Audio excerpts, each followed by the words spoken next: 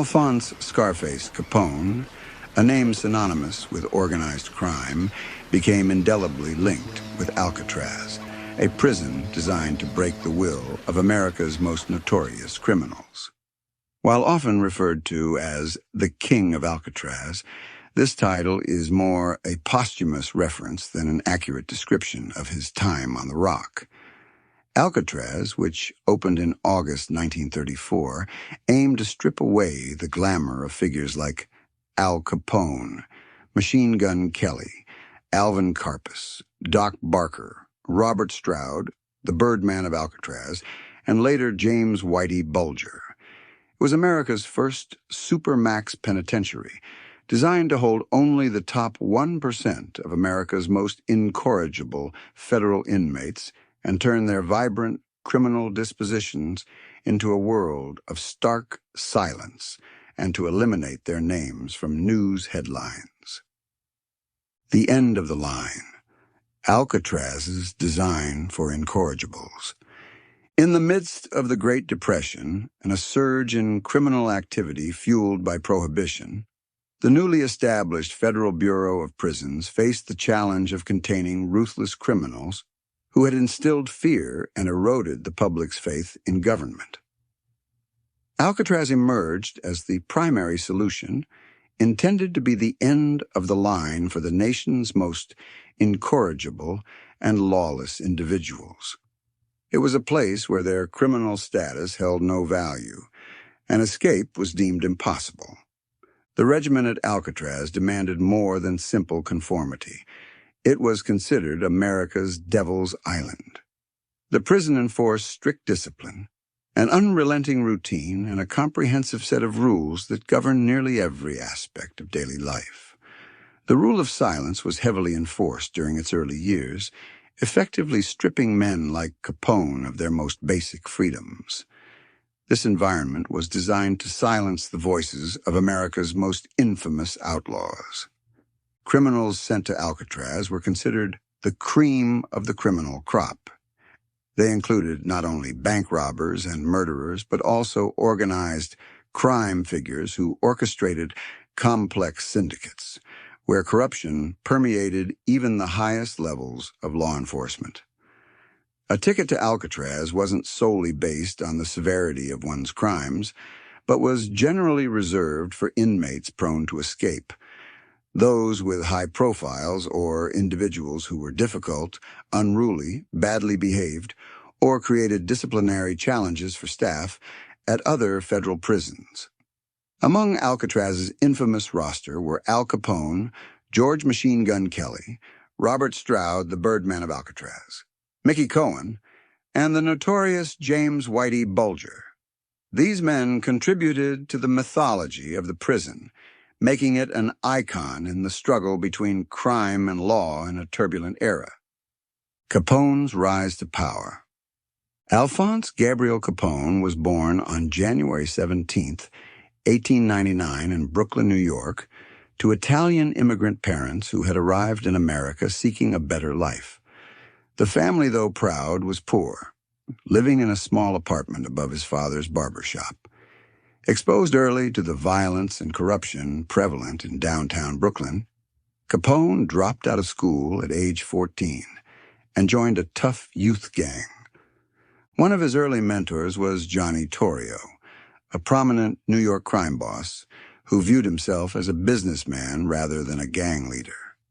Torrio taught Capone the importance of maintaining an outwardly respectable life, separating his criminal career from his home life, a code that Capone came to honor. Despite his early ties to organized crime, Capone was generally popular, considered respectful, a capable leader and a guardian of families in his neighborhood. He even held legitimate jobs, working in a bookbinding factory, and as a pin setter in a bowling alley. Capone's formal entry into a crime ring came through gangster Frankie Yale, owner of the Harvard Inn, a Coney Island bar and a hub for organized crime. Torrio had recommended Capone to Yale, and they quickly developed a strong bond. Yale, known for his strong arm tactics, became a mentor to Capone, guiding him in the cloak and dagger underworld of organized crime. It was at Yale's club in 1917 that Capone received his famous Scarface moniker, a deep cut on his left cheek inflicted by Frank Galluccio, occurring after Capone made suggestive comments to Galluccio's sister. This altercation led to a truce mediated by Lucky Luciano in order to maintain peace between the two families. It was during this same period of time that Capone met and fell in love with Mary May Josephine Coughlin, a beautiful middle-class Irish girl. Their courtship was brief, and their son, Albert Sonny, Francis Capone, was born on December 4th, 1918, followed by their marriage 3.5 weeks later. Johnny Torrio was to become Sonny's godfather, further solidifying their family bond. A major turning point for Capone came in November 1920 when his father died, making him the primary financial and moral support for his family. Around this time, Torrio, who had moved to Chicago to manage saloon brothel rackets for Big Jim Colosimo, saw an opportunity to expand into bootlegging after the 18th Amendment prohibited alcohol. Colosimo, who owned a thriving nightclub and restaurant, resisted this expansion, thinking it would place his establishments at risk. In early 1920, Torrio recruited Capone to Chicago, offering him a substantial salary and a percentage of bootlegging profits.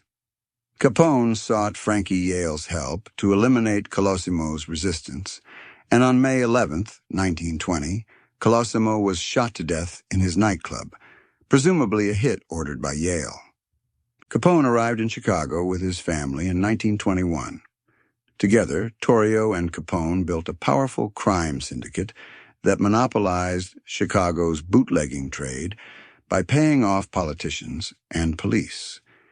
By 1927, their rackets were estimated to generate at least $240 million in annual revenues, the unraveling of a public persona. By 1927, Capone had become a highly visible public figure, mastering the art of politics. He made daily trips to City Hall, opened soup kitchens for the poor, and even lobbied for milk bottle dating to ensure children's safety. However, his political strength embarrassed city officials, who began targeting his illegal activities with police raiding their clubs. Initially, the public glamorized Capone, viewing him as a modern-day Robin Hood. This perception changed when rumors circulated that he had ordered the death of popular prosecutor Billy McSwiggin, who had previously tried to link Capone to a gang murder. McSwiggin was beloved by the Chicago community.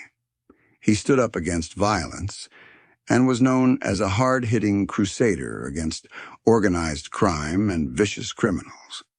Despite arguments against Capone's direct involvement, public outrage over gang violence turned sentiment against him. Fearing accusations, Capone went into hiding for nearly 3 months before negotiating his surrender to Chicago police. He was released due to insufficient evidence, a decision that angered the community and embarrassed the legal system.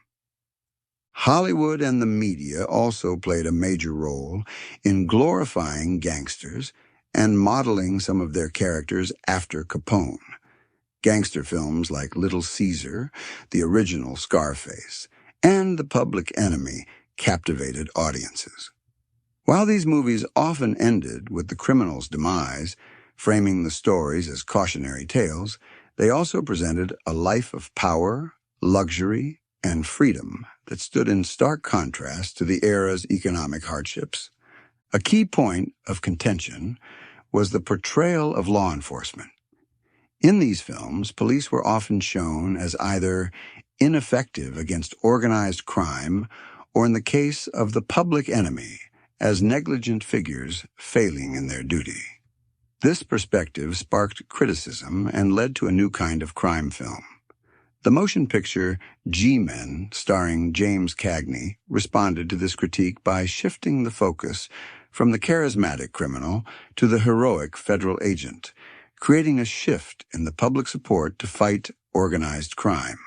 By 1929, Capone's personal empire was valued at nearly $100 million, and he was ready to wage war on his rival, George Bugs Moran. Moran's open defiance and arrogance infuriated Capone. From his lavish home in Miami Beach, Capone ordered one of his top associates, Jack Machine Gun McGurn, to mastermind Moran's downfall by assassinating his gang members from the bottom up. On Valentine's Day, 1929, McGurn lured Moran's gang members to a garage under the pretense of a major liquor score. McGurn's men, dressed in stolen police uniforms, pretended to be making a bust and ordered Moran's men to face the wall. They then opened fire with machine guns, killing all 7. Moran, seeing the police car, fled, avoiding the massacre. This event, known as the St. Valentine's Day Massacre, received national attention and further glamorizing Capone in books and newspapers. In May of the same year, Capone traveled to Atlantic City to meet with mob leaders and stopped over in Philadelphia to catch a movie, to pass time while waiting for his train connection back to Chicago. As he was leaving the movie theater, both him and his bodyguard, Frank Klein, were arrested for carrying unlicensed, concealed firearms. Within just 24 hours, they were tried and convicted, and issued a harsh 1-year sentence to be served at the Eastern State Penitentiary in Philadelphia. Al Capone's time at Eastern State was a significant, albeit brief, period in his criminal career.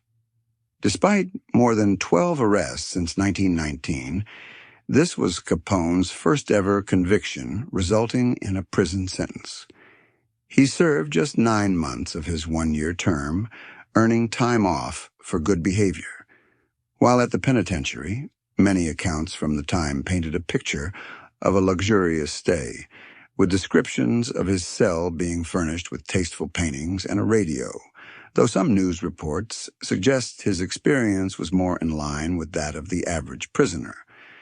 There were numerous accounts that alleged Capone had managed to have prison guards on his payroll, with food and other necessities brought in past security to ease his life in prison. Despite the conflicting reports on the cell's interior, Warden Herbert Smith consistently maintained that Capone received no special treatment and was simply another prisoner who worked hard and followed the rules. Despite this, these reports would carry weight in later years. Imprisonment and the Rock.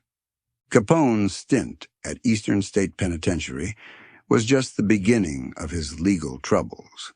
He continued to dominate national headlines, and the widespread publicity ultimately backfired, catching the attention of President Herbert Hoover. Hoover, early in his term, demanded Capone be brought to justice and pressured Secretary of the Treasury Andrew Mellon to lead the effort. Evidence was amassed regarding Capone's gang affiliations, bootlegging, prostitution rings, and, most crucially, for the government, flagrant tax evasion. On October 17, 1931, he was sentenced to 11 years in prison, $50,000 in fines, and over $30,000 in court fees. The judge denied bail, and Capone remained in the Cook County Jail until his transfer to USP Atlanta. He began serving his federal sentence on May 4, 1932. At the Cook County Jail, it was reported that Capone flaunted his power, dictating privileges and having unlimited access to the warden. He was rumored to have large stashes of cash in his cell, generously tipping guards for special requests. While his time at the federal prison in Atlanta was not as luxurious as his Cook County confinement, he still manipulated the system. Rumors persisted that he persuaded guards to bend rules and accommodate his requests, and it was alleged he had many of them on his payroll. His cell had furnishings not afforded to other prisoners, including personal bedding and a small carpet near his bed. His friends and family reportedly stayed in a nearby hotel, and he received a flood of visitors daily. Recognizing Capone's ability to manipulate the system, Attorney General Homer Cummings and Bureau of Prisons Director Sanford Bates arranged his transfer to Alcatraz in 1934. When Alcatraz opened as a federal penitentiary in August 1934, its purpose was to strip notorious criminals of their celebrity status. The prison, nicknamed America's Devil's Island, was designed to be inescapable. Its core foundation was a harsh regimen built on stern discipline, relentless routine, and a strict set of rules that governed nearly every aspect of daily life. The most famous of these rules was the rule of silence, which was heavily enforced during the prison's early years. This trademark approach was designed to silence the voices of America's most infamous criminals, including figures like Al Capone, by stripping them of their most basic freedoms. The men that were sent to Alcatraz were considered America's most infamous public enemies. The very men who had dominated the headlines in their battles against the law. They were a new breed of felons that the government struggled to contain, ranging from famous and infamous figures to lesser-known criminals. The inmate population included not only bank robbers and murderers, but also organized crime figures who led complex syndicates and whose corruption had infiltrated law enforcement. A transfer to Alcatraz wasn't necessarily based on the severity of a person's crimes. Instead, it was a punishment reserved for inmates who were prone to escape, had a high profile, or were considered difficult, unruly, or badly behaved. The prison was meant for those who posed significant disciplinary challenges for the staff at other federal prisons. Warden James Johnston wrote in 1949, "From the government's viewpoint, it seemed desirable to take them out of circulation, but the newspapers wanted to play them up because the notoriety connected with their names and criminal careers whetted the public appetite for more details.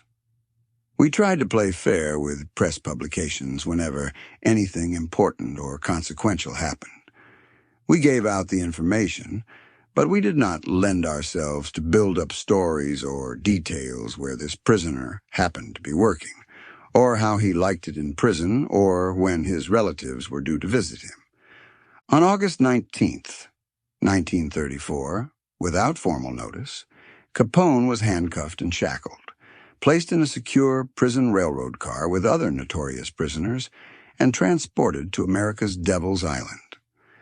Al Capone arrived at Alcatraz on August 22, 1934, and was registered as prisoner number 85.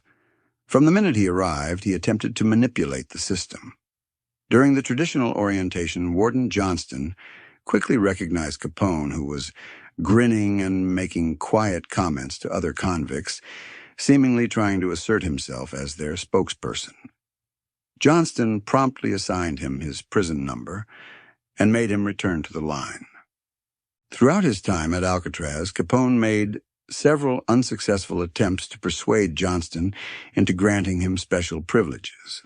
Johnston maintained that Capone would receive no special rights and would adhere to every rule without exception. In 1948, Warden Johnston wrote about his first meeting with Capone. "I didn't have any trouble picking him out when he was lined up for identification on his first day in Alcatraz. I had seen his pictures in the papers many times and camera poses that featured flashy jewelry and sporty, custom-tailored suits. He was wearing coveralls that day, instead of the polo coat that seemed like so much part of his press pictures in Chicago, but there was no mistaking the features. He was a big man. Before I called him to the desk for instructions, I could see him nudging the prisoners near him and slipping them some corner-of-the-mouth comment. I signaled to him when it was his turn to approach.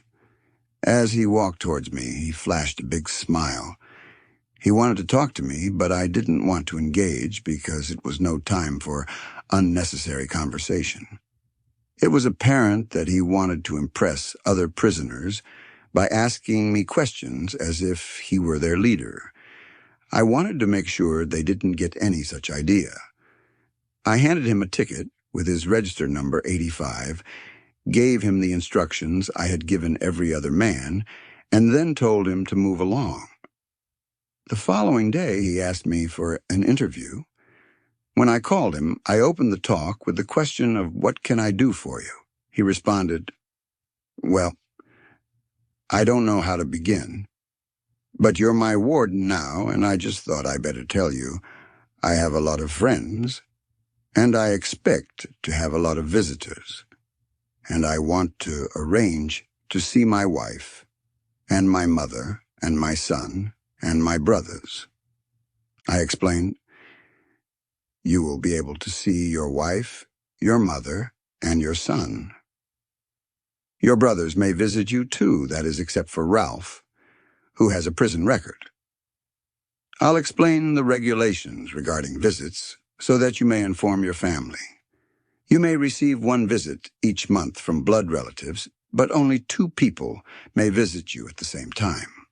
Your wife may come along and bring your son with her, or your wife may come with your mother, or one of your brothers may bring your mother, or 2 brothers may come together, but only 2 people may visit at the same time." During Alcatraz's toughest era in the early 1930s, Capone endured hard time, strictly observing the mandatory rule of silence. When he first arrived in August of 1934, he was assigned to the end cell on the 2nd tier of C block. He would first work in the recreation yard, helping put away sports equipment, along with washing and sweeping the bleacher areas. Later, he moved to a standard cell on the 2nd tier of B block, known as Michigan Avenue by prisoners. Almost overnight, his persona as a crime czar was stripped away, and he became little more than a common prisoner. He received favorable reports in his work details, which included assignments in the prison laundry, delivering books and magazines as a cell house orderly, and performing menial chores like sweeping and mopping. His favorite pastimes were reported as reading celebrity magazines and playing the tenor banjo. Capone was occasionally disciplined for misconduct. On February 20th, 1935, he was sent to solitary confinement for fighting with inmate William Collier, whom he was reportedly trying to bully. The fight stemmed from an argument in the laundry, where Collier became angered by how Capone was feeding towels into the mangle. Collier threw the towels back, prompting Capone to punch him in the eye. Capone then used a wooden bench to strike Collier, spraining his wrist. Guards quickly separated them and sent both to solitary confinement. Capone's offenses at Alcatraz ranged from fighting and spitting to destroying and throwing his clothing. He was unable to establish an underground network at Alcatraz, and his communications with the outside world were strictly censored.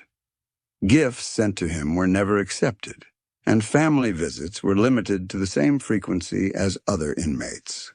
The vast distance between their Chicago and Florida homes and the notorious island prisons of Alcatraz was a physical manifestation of the chasm that now separated Al Capone from his family. Yet this geographical barrier did not diminish their love or their resolve. His wife, May, his son, Sonny, his brothers, and even his elderly mother, Teresa, were unwavering in their commitment to keep his spirits from breaking. Their pilgrimages were grueling, a testament to their enduring loyalty. The family would board a train, beginning a long, slow journey across the American heartland. For days, the rhythmic clickety-clack of the wheels on the tracks would be the soundtrack to their lives, a constant reminder of the miles separating them from their husband, father, and son. The ever-changing scenery outside the window, from the flat plains of the Midwest to the formidable Rocky Mountains and the vast deserts of the West, marked their slow progress toward the Pacific coast. Upon their arrival to San Francisco, the journey wasn't over. They still had to contend with the final leg of their trip, a ferry ride across the chilly, choppy waters of the San Francisco Bay to the desolate rock of Alcatraz.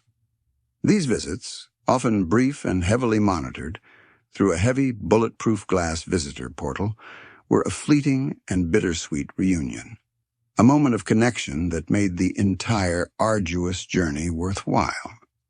These visits were a beacon of hope for Capone, a tangible link to the world he had lost, and a powerful symbol of a family refusing to abandon their faith.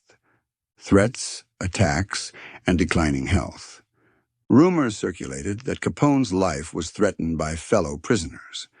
Some prisoners reportedly plotted to exploit his financial status to fund escape attempts.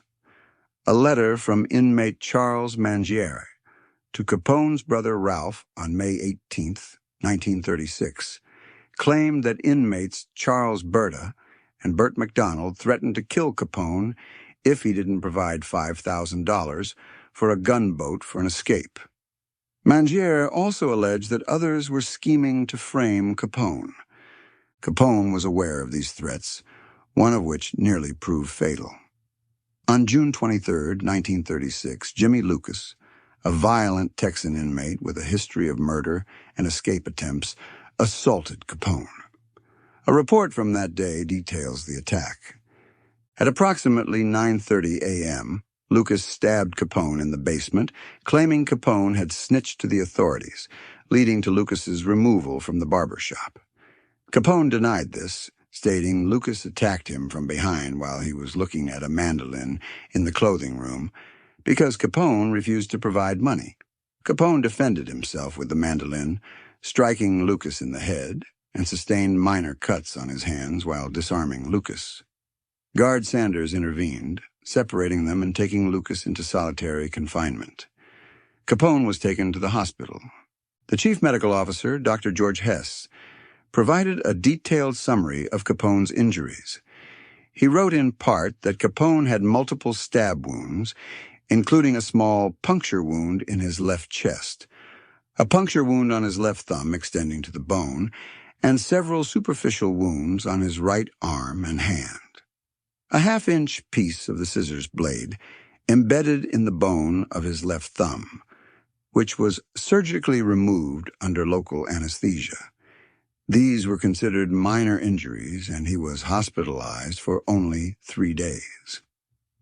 A hearing was convened on June 26, 1936, with Lucas admitted to attacking Capone with scissors which he'd taken from the barber shop. He claimed Capone had threatened to kill him and offered money to others to inflict serious harm, although Lucas refused to name names. The attack was described in a prison report. On June 23, 1936, at approximately 9:30 a.m., an inmate named James Lucas stabbed inmate Alphonse Capone. The attack occurred in the basement of the cell house. According to Guard Sanders, who was on duty in the clothing room, he was working with another inmate, Albert Best, when he heard a scuffle and yelling. He turned to see Capone defending himself from an attack by Lucas.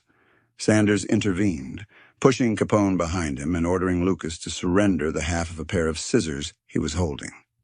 Lucas complied without resistance. Sanders then took Lucas upstairs to the cell house, where he was turned over to Junior Custodial Officer Lapsley. After the attack, Capone was taken to the hospital by inmate Best. The doctor on duty attended to a small, heavy bleeding wound on the left side of Capone's back. Despite the injury, Capone was conscious and smiling.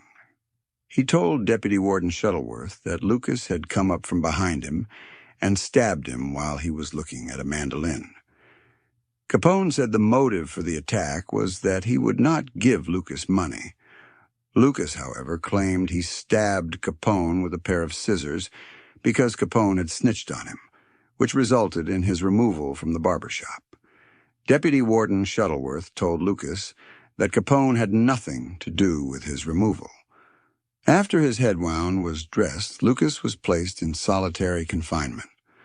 Lucas was convicted and received punishment in solitary confinement and the loss of 10 years of earned good time credits, which had originally been applied against his sentence.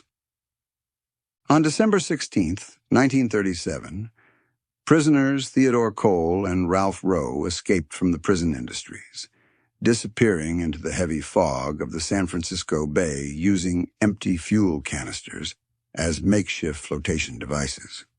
Capone was on the island when the escape took place, was a witness to all the chaos of what was supposed to be an escape-proof prison. The prison went into a tight lockdown, and the two men were never seen again. Their fate remains a mystery.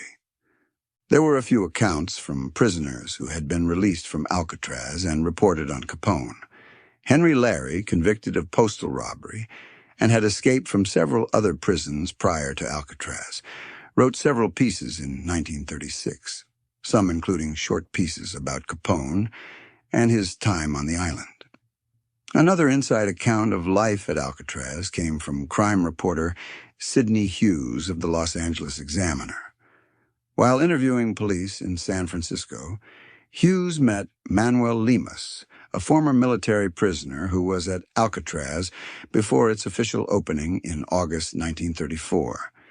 Lemus, who had developed a close relationship with Al Capone before his own departure in 1936, opened up to Hughes about Capone's life on the island and how he was coping.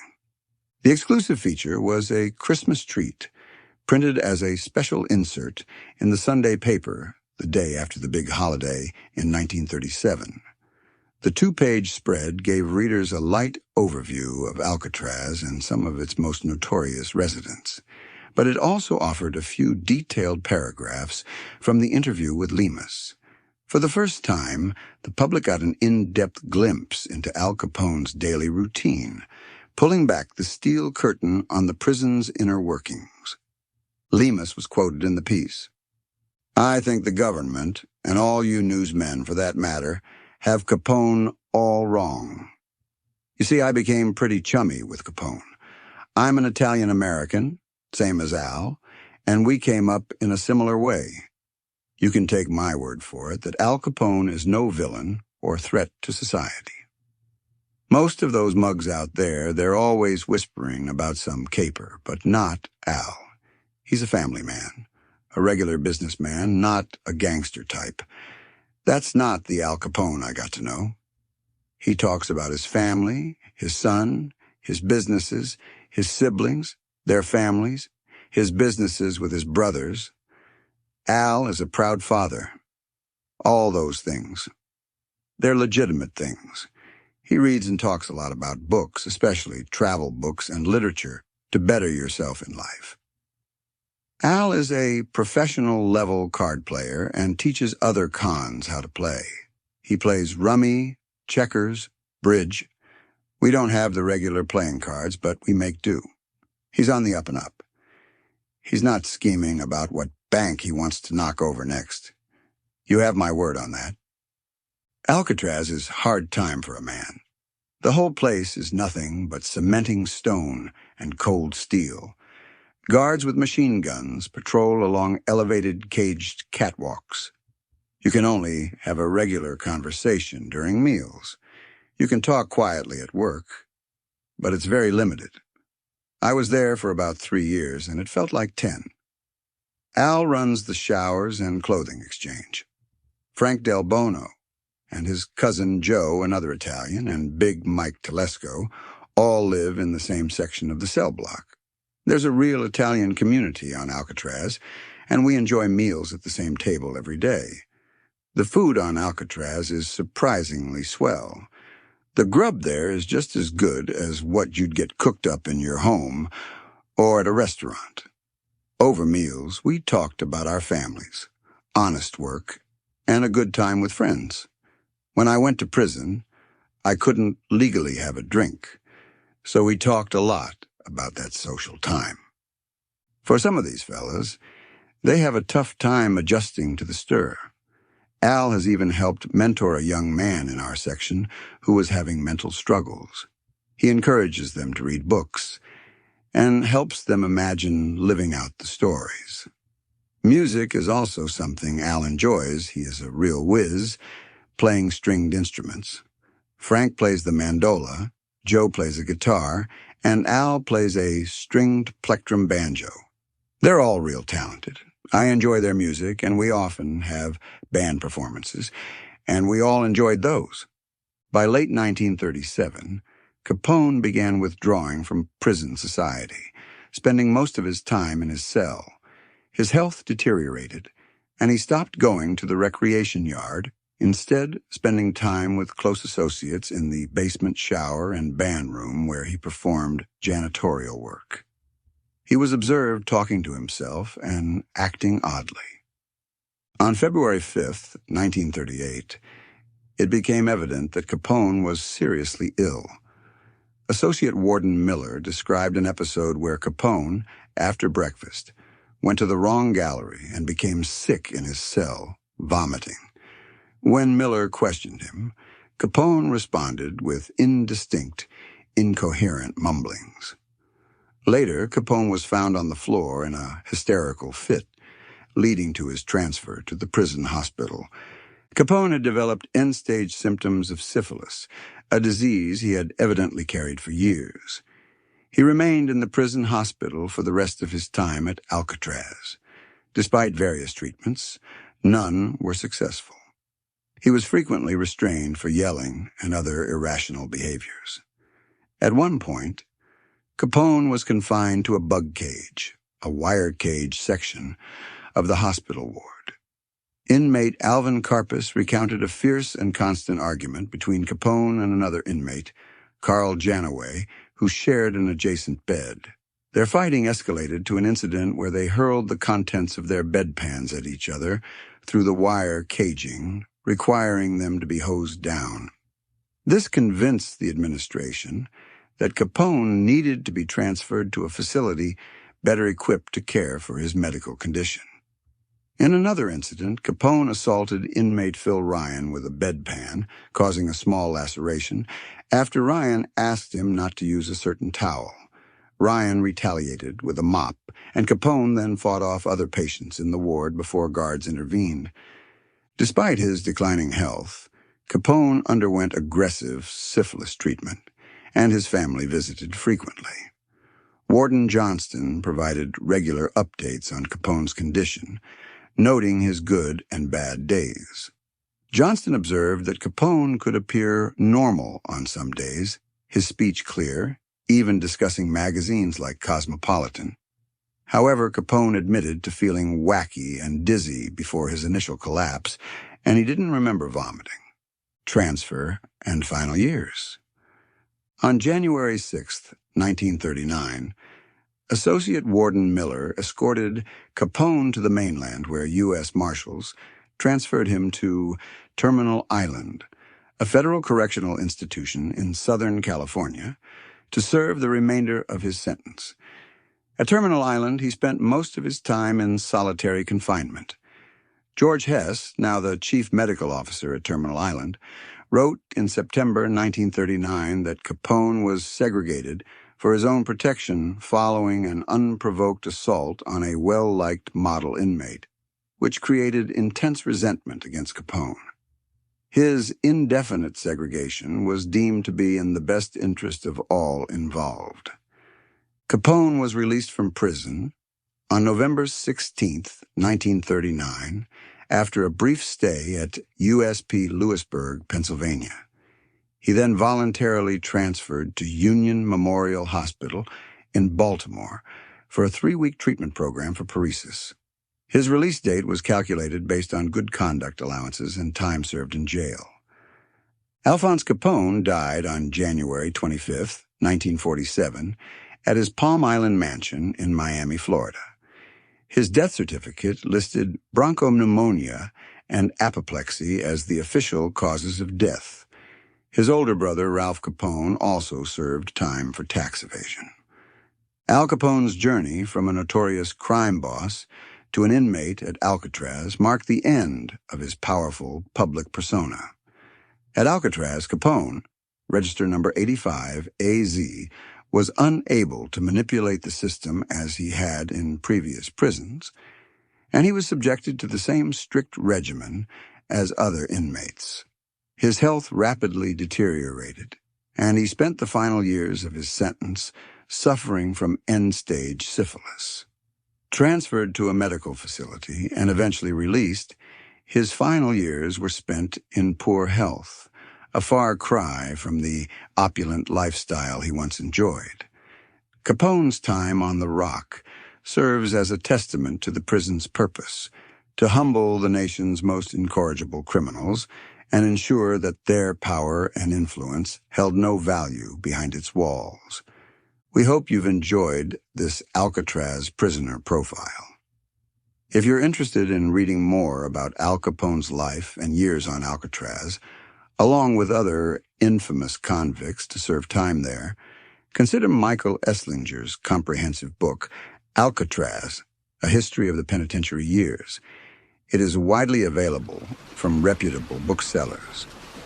Also, if you've enjoyed this Alcatraz prisoner profile, please consider subscribing to Alcatraz History's YouTube channel for future documentary releases, such as Los Angeles Gangster, Mickey Cohen, Boston's Crown Mafia figure, James Whitey Bulger, and many other Alcatraz prisoners and historical events.